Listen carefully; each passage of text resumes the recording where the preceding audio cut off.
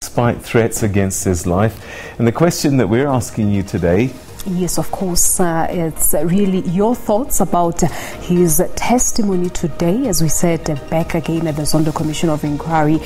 Send us your comments through to at SA_Today_SABC. You can also send through your voice and video comments to our WhatsApp line. The number is 081-7328-421. Please keep them very short.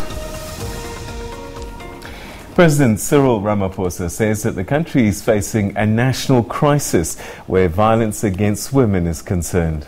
The president spoke at the launch of the 84th dedicated sexual offences court in Oakdene, Johannesburg. The opening of the court and the signing of a gender-based violence and femicide declaration follows the presidential summit that was looking onto gender-based violence and femicide in November last year. President Ramaphosa says that it sets a roadmap in completely eliminating gender-based violence in the country. We have heard the pleas of survivors of gender-based violence that they would like to be treated with respect by our criminal justice system. In opening this new sexual offences court, we are affirming the right of the women and the girls of our country to be treated by the criminal justice system with dignity, with understanding, with compassion, with professionalism and empathy. The opening of the court today, together with the signing of the Declaration Against Gender-Based Violence and Femicide, are two of the measures we have put in place since the presidential summit convened in November of last year. The summit, which was attended by well over 1,200 women from all walks of life, opened the eyes, it also opened the ears, and it even opened the hearts of many of our people to the gravity and the impact of gender-based violence in our country. Since the summit, we have seen the rise of mass-based social movements that has embraced both women and men from across racial, cultural, religious, political, and socio-economic divides. They have been united by one common cause: to see an end to gender-based violence. We have gathered here today as representatives from across society, from women's organizations, from faith-based and community organizations, and from the legal and law enforcement fraternity. As a nation, today we are making a bold and unequivocal declaration that we refuse, as the people of South Africa, to yield to and to accept gender-based violence. This is a practice that must be obliterated from the face of South Africa once and for all. Well, for more on this, we're now joined down the line by Dr Lesley Ann from the Presidential Gender-Based Violence Steering Committee. Dr Foster, thanks very much indeed for joining us. The President had some pretty determined words to share at the launch of this Sexual Offences Court today.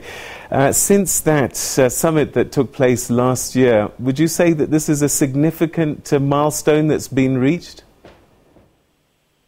Thank you, Peter. Yes, absolutely. It's a historical moment, both for the country, but also for the world, because we believe that this is the first time that the state has actually taken violence against women as seriously as what President Ramaphosa has done. That makes it a very important moment, both for us at a national level, but also globally. So we are excited as the women's movement. We've worked for many, many years collectively to bring attention to the high levels of violence. And really what the President is saying is that him, as representative of this country and representative of the state, is taking violence against women very, very seriously. We are grateful for the political will that he is showing. We now wait to see that this continues through in action as we move forward. What sort of difference will it make to have specialized courts such as these? Well, the specialized courts are one element of increasing access to justice for women. So one of the important things is that there will be a court where you will have specialized judicial officers that are able to appropriately and adequately deal with cases of violence against women. And as the President has said, survivors of violence want to be treated with respect, they want their dignity upheld, they want to have compassion, and they want to know that they are supported. So the sexual offences courts actually do that. They accelerate the cases that come before them. They create a safe environment, and also because they have trained judicial officers, it is much more compassionate and responsive to victim survivors of gender-based violence. There is a very important element of a continuum of support that survivors require.